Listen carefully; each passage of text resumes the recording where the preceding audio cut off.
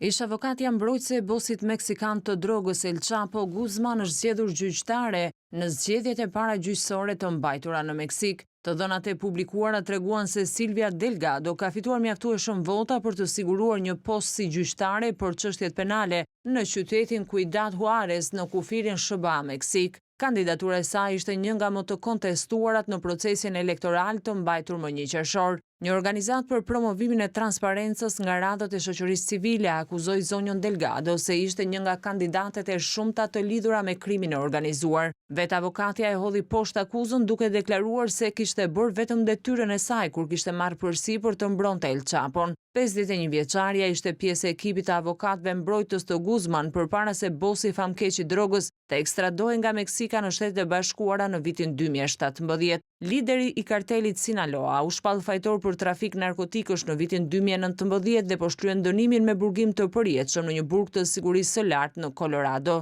Në një intervistë të dhënë për BBC përpara zgjedhjes, Delgado argumentoi se El Chapo kishte të drejtë për mbrojtje ligjore dhe hodhi poshtë sugjerimet për një konflikt interesi nëse zgjidhej gjyqtare.